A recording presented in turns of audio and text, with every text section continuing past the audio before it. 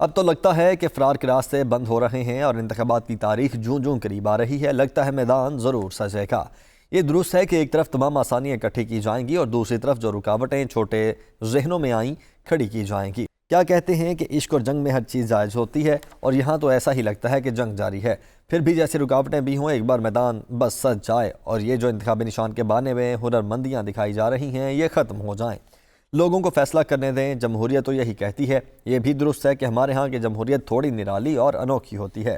پھر بھی ووٹوں کے علاوہ اور کوئی چارہ بھی کیا ہے؟ عذر تراشے گئے، بہانے بنائے گئے، مختلف تعبیلیں دی گئیں، لیکن فرار آخر کب تک؟ یہ اور بات ہے کہ ریٹرننگ آفیسرز اس بار عدلیہ سے نہیں ہوں گے۔ مجھے کوئی سنا رہا تھا کہ چکوال میں ریٹرننگ آفیسر ڈی سی صاحبہ ہوں گی، اور یہ جو ہمارا این اے کا حلقہ 58 ہے اس کے اسسٹنٹ ریٹرننگ آفیسر جناب ایکسین ہائی وے ہوں گے۔ یہ بھی پھر دیکھ لیتے ہیں کہ ایکسین ہائی وے صاحب کے تحت الیکشن کیسے ہوگا۔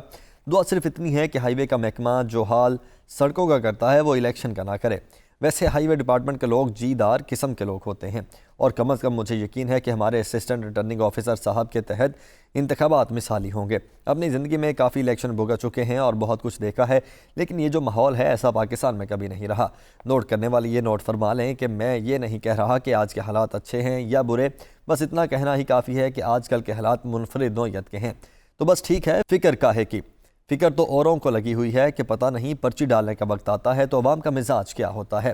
دیگچے پہ ڈھکن دبائے رکھیں تو بھاپ بن جاتی ہے، اس لیے عقل مندی اسی میں ہے کہ ڈھکن کو تھوڑا ہٹا لیا جائے تاکہ بھاپ زیادہ زور نہ پکڑے۔ الیکشن ہوں گے تو قوم کا بھلا ہوگا، لوگوں کو اپنی رائے دینے کا ایک موقع ملے گا۔ پاکستان بحرانی کیفیت میں مبتلا ہے۔ یہ جو 16 ماہ گزرے عوام پہ بھاری گزرے تھے، اب کچھ آگے جانے کی ضرورت ہے۔ بھمر سے نکلیں اور آگے کی سوچیں۔ میرا پہلا الیکشن 1997 کا صوبائی الیکشن تھا۔ نون لیگ کے ٹکٹ پہ لڑا تھا اور میرے مد مقابل بہت مضبوط حیثیت رکھتے تھے۔ جیب میں اتنا کچھ بھی نہیں تھا کیونکہ اسلام آباد میں زیادہ وقت گزرتا تھا۔ چکوال کا ڈیرا بھی اتنی صحیح حالت میں نہ تھا۔ ڈرائیور نہیں ہوا کرتا تھا، خود کار چلاتا تھا۔ کریڈٹ کارڈ پاکستان میں نئے نئے روشناس ہوئے تھے۔ کریڈٹ کارڈ پر کچھ ایڈوانس پیسے لیے اور چکوال کی طرف ہو لیا۔ ہمارا صوبائی حلقہ ایسا ہے کہ کچھ یونین کاؤنسلز چکوال میں ہیں اور کچھ تلا گنگ میں۔ تلا گنگ کی واقفیت ہی نہیں تھی، سڑکوں تک کی پہچان نہیں تھی، لیکن آہستہ آہستہ جانکاری آتی گئی اور صبح سے شام ادھر ادھر لگے رہتے تھے۔ بہت سخت الیکشن تھا، لیکن دریا پار ہم کر ہی گئے۔ مسئلہ یہ تھا کہ ہماری انگریزی کالم نگاری کے دن تھے، اسلام آباد اچھا بھلا رہتے تھے۔ باہر کے صحافی آتے، ہم سے انٹرویو لیتے، سفارتی تقاریب میں ہم جاتے، باہر کے سفارتکار ہم سے ملکی حالات کے بارے میں پوچھتے۔ وہ زندگی بالکل مختلف تھی اور صوبائی ٹکٹ لے کر ہم تلا گنگ اور اپنے چکوال کے علاقے میں مارے ایک گاؤں سے دوسرے پھر رہے تھے۔ کامیابی نصیب ہوئی تو پنجاب اسمبلی میں پہنچے اور دیکھتے کیا ہیں کہ 247 کے ایوان میں نون لیگ کی پارلیمانی پارٹی کی تعداد 202 ہے، یعنی ایک بڑے ریوڑ میں ہماری چھوٹی سی حیثیت تھی۔ پیچھے مڑ کر اسلام آباد کی طرف دیکھتے تو ذہن میں خیال اٹھتا کہ کیا حماقت کی ہے، اچھی بھلی زندگی چھوڑ کر نون لیگ کے ریوڑ میں داخل ہو گئے ہیں۔ 1998 میں پنجاب میں بلدیاتی انتخابات ہونے تھے۔ چکوال میں بھرپور طریقے سے اس انتخاب میں حصہ لیا اور میری زیر کمان ایک اچھا خاصا گروپ بن گیا۔ ہمارے ہی گروپ کی وجہ سے ضلع کی چیئرمینی جنرل مجید ملک مرحوم کے ہاتھ نہ آئی۔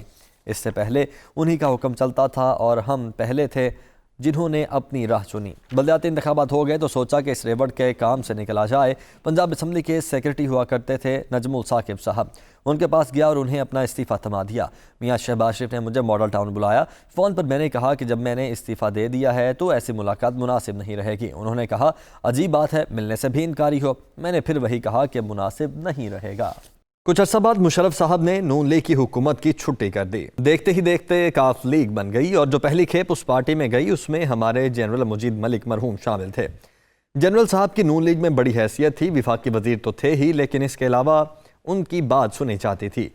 ان کا بہت احترام تھا، لیکن جو ہی وقت بدلا انہوں نے جانے کی دیر نہ کی۔ ایک سال بعد مشرف حکومت نے ضلعی ناظموں والا نظام متعارف کروایا۔ ناظموں کا انتخاب ہوا تو اپنے اپنے ضلعوں میں ان کی ایک بہت طاقتور حیثیت بن گئی۔ سارے ناظمین کاف لیگ میں تھے۔ چکوال میں جو نون لیگ کے تھم سمجھے جاتے تھے وہ بھی کاف لیگ میں جا چکے تھے، یعنی نون لیگ تھوڑی نہتی ہو گئی تھی۔ ایسے میں 2002 کے انتخابات آئے، صحافت ہماری اچھی بھلی چل رہی تھی، لیکن چکوال کی سیاست میں ایک عدم توازن کی کیفیت پیدا ہو چکی تھی۔ نون لیگ سے پرانا رشتہ تو تھا ہی، میدان خالی ہوا تو دوست لوگوں نے کہا کہ میدان میں ضرور آنا چاہیے۔ مشکل حالات کا الیکشن تھا کیونکہ تمام بڑی قوتیں ایک طرف تھیں، لیکن مزے کا اور نون لیگ نے خوب اپنے وجود کا احساس دلایا۔ البتہ مجموعی حالت یہ تھی کہ تلا گنگ سے نون لیگ کو کوئی امیدوار نہ مل سکا، حالانکہ وہاں بھی بڑے بڑے نون لیگ کے برج ہوا کرتے تھے۔ ہار تو ہم گئے لیکن تھوڑے ووٹوں سے، اور کم از کم چکوال میں یہ تاثر رہا کہ ہارنے سے زیادہ ہرائے گئے تھے۔ 14-1500 ووٹوں کا فرق ہم میں اور جیتنے والے امیدواروں میں تھا۔ 2008 کے الیکشن میں تو میں جیت گیا، اور سچ تو یہ ہے کہ اس جیت کی بنیاد 2002 کا الیکشن تھا، جس کا مطلب ہے کہ ایک تو اپنے پاؤں پر کھڑا رہنا چاہیے اور دوئم میدان چھوڑنا نہیں چاہیے۔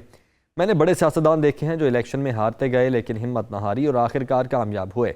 گورنر الطاف حسین جہلم سے 5-6 انتخابات تو ہار چکے تھے، لیکن ہر بار انتخابی میدان میں قدم رکھے، اور 1990 میں جب پیپلز پارٹی کو پنجاب سے بری طرح شکست ہوئی، جہلم سے چودھری الطاف حسین PPP کی ٹکٹ پر جیت گئے، وہ سیٹ جیتے اور پھر 1993 میں گورنر پنجاب بن گئے۔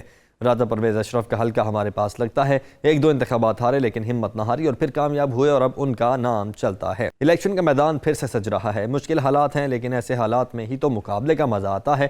آج چکوال کی بیشتر بڑی توپیں نون لیگ میں ہیں، لیکن کیا میدان خالی چھوڑا جائے؟